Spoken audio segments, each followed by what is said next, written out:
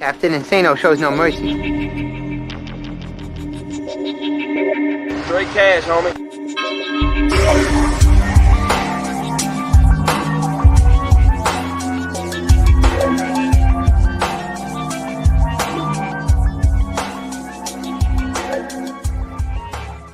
Hold on to your butts. What's up, everybody? Welcome back to the Basement Monsters podcast. Sorry we couldn't get to you at the post of the Titans and the Ravens. Wow. What the hell was that? My phone was, the game came on my phone. I was like, whoa. Yeah, sorry we couldn't get to you. Sorry for that, but sorry we couldn't get to you for the Titans and Ravens post game, man. It wouldn't be a Basement Monsters podcast if we didn't have technical difficulties. Yeah, gotta love the internet outages. Yeah, everything's just going against us. But either way, Titans prevailed 30-24, and we had the halftime Packers over the Colts in about a minute and a half. Packers had the ball. It's 21-14 right before the half there. Let's go ahead and talk, because we didn't get to everybody, about the Titans and the Ravens game, the end of that game. It was Derrick Henry at the end wearing that defense down. Yeah, they finally broke. He finally got him to break. There was a little nervous moment there. He took a pretty good shot. Right. I can't remember who it was, but he kind of walked off like he maybe had a little bit of a shoulder issue or something like that. And, luckily for them, he was able to come back in and seal the victory. I mean, that was the thing. I was talking to Marco. I was talking to our boy Marco Velasquez. He came out a couple weeks ago for the Bears and the Titans, and he was saying the same thing that he literally said that he texted me the same thing that we were just talking about prior to the game. They need to go open it up.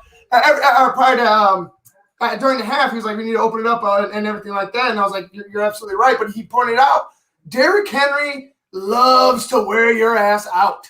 Oh, he does. Yeah, he loves it. Wear your ass out. So the more you feed him the ball, the more he gets comfortable. The more the defense is, having to go ahead and go stand up to him. Yeah, I mean the thing was, he picks up, and it showed at that last run. Yeah. Nobody wanted any part of Derrick Henry. No. And then leading up to that, the prior to the overtime there, right? Or maybe it wasn't overtime. I don't remember. But anyway, they're like when they're hiking the ball and shoveling it over to him, and then he's got a straight 4-yard run with no contact to build up speed, and then he just hits that line. And it's just like you just watch him, like people just bounce off of him, and next thing you know, he's 78 yards down the field, falling on the ground. And dude, it's just a rough day anytime you got to try to stop that guy. And you know what? Exactly what we said they needed to do at halftime. Both teams did open up. Tennessee, they fared a little bit better than Baltimore. You had Ryan Tannehill finishing his day with 22 completions on 31 attempts, 259 yards, 2 touchdowns, 1 interception. And then you had Lamar Jackson finishing up 17-29, 186, 1 touchdown. Yeah, close that door.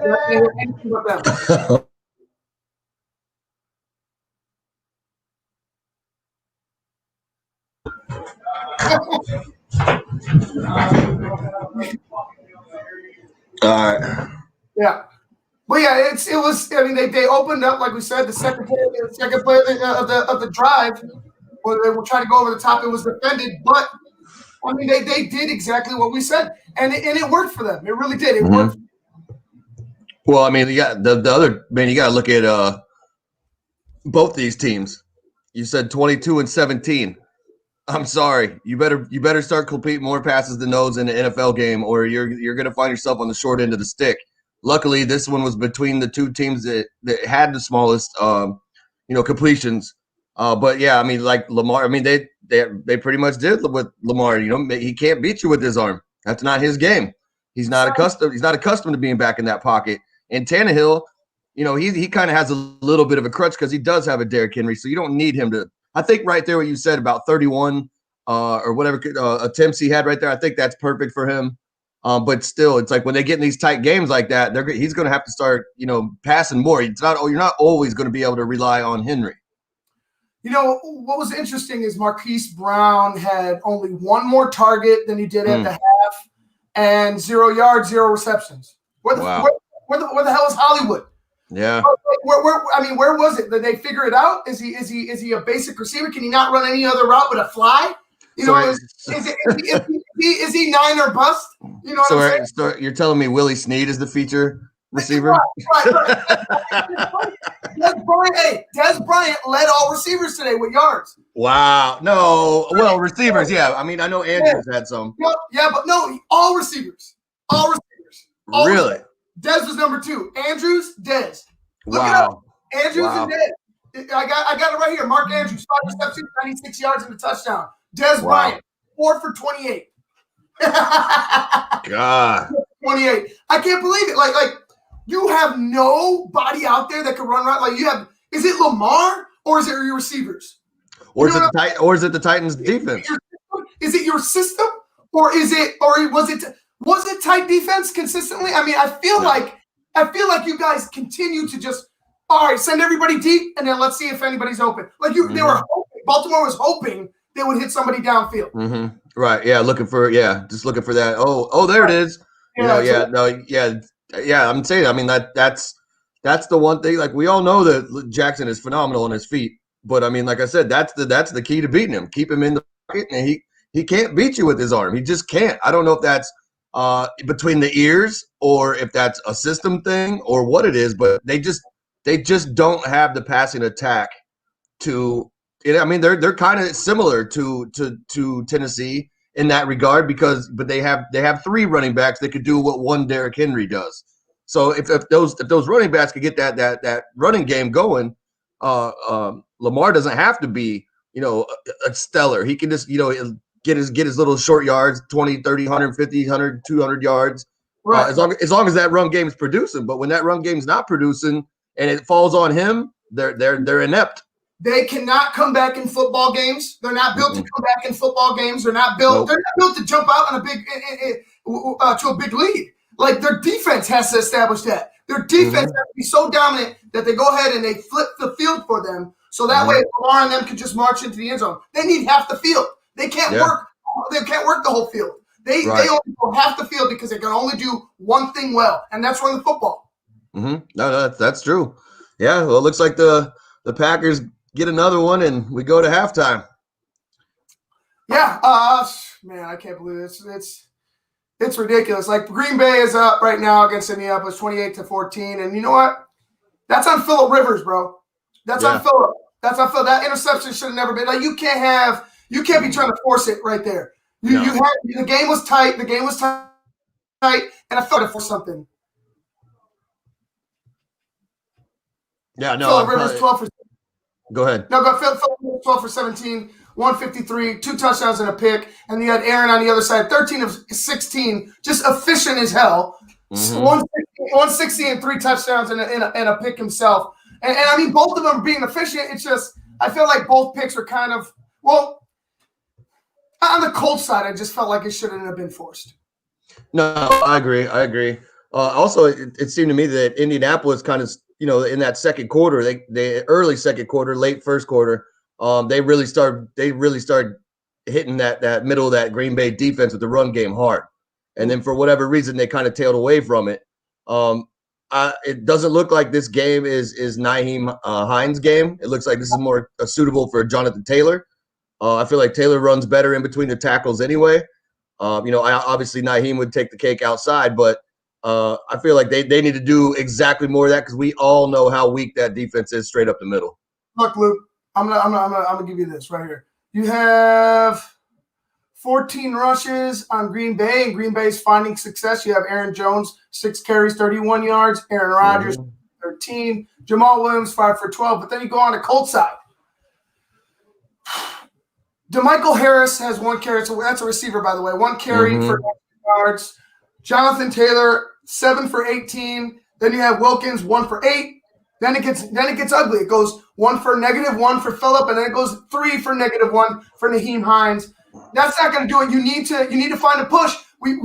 All we talked about is how good this offensive line is. Well, both sides of the ball, the lines are good. Right. But this line was they play together. They're in sync. Where's the push? You need push for that. Where's the push?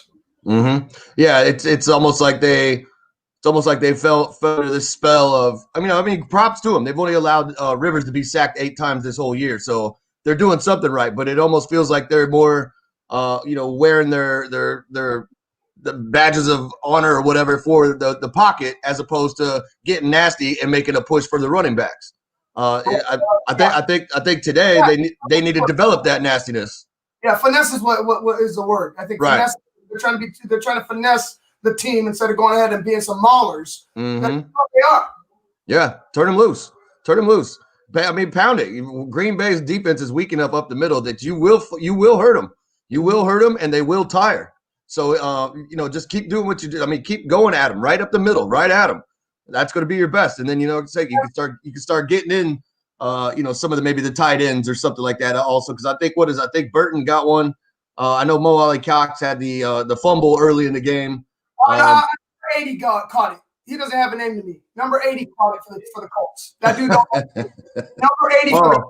That guy. That guy caught the touchdown. He has no name to me. Okay. I don't blame you, but yeah, I mean, it's I don't know. I feel like the Colts are going to come out and have to have a different game plan. I mean, they're going to have to, because obviously what they're doing this first half is definitely not working out for them. But I look for them to. Somebody's got to notice, and somebody has to know that you got to pound these guys up the middle. That's just where their weakness is. And once they start adding safeties and bringing people down, that's when you start going back up and over the top. And then that go ahead. I just hope that they're able to recognize that you need to run the football a lot more now. Like I feel like you need, like, even though you're down 2, try to establish that run a lot more, bro. Like you need to try to wear them down in this third. Your defense needs to step up, but your offense needs to wear down that opposing defense in the third, because otherwise you won't have a shot at the end. No. No. The thing that'll happen is they'll get into a shootout, and you're going to set yourself up for another interception late in the game that's going to seal your fate. So you need to establish that. Work some of that clock, grind them down. Let your defense rest. Whatever you can do, but have long sustained drives. Wear them down. Get the defense out there. Hopefully your defense can put up a 3 and out, and then come right back on that defense again, Green Bay's defense again, and just continue to beat them. If I'm the Colts, through the air, keep feeding Michael Pittman Jr. He's going to be a great receiver in this league. Eventually, yeah. Just the way he goes, his tenacious runs, his ability to go up and get it, just his physicality when he catches on and after. Go after Michael Pitt. Go to Michael Pittman Jr. Continue. Yeah, especially if you can catch it with a 1-on-1 against a DB. You got to throw that ball. I don't care how far down the field it is. If he's 1-on-1 with the DB, you throw it to Michael Pittman. You're absolutely right. All right, guys, we're gonna go ahead and wrap things up for this halftime/post. We will be with you guys in the post game of the Packers and the Colts, and then after that, it'll be following our post game of the Packers and the Colts will be Chiefs and the Raiders over in, I think it's in Vegas, isn't it? Yeah. In Vegas. All right. For Luke Nettles, I'm Ivan Vargas. This has been the Basement Monsters podcast on Sports Zone Chicago.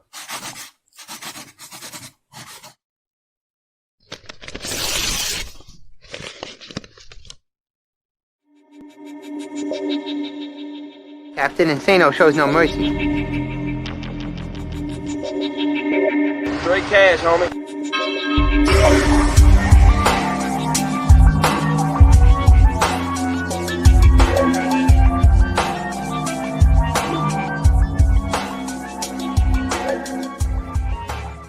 Hold on to your butts.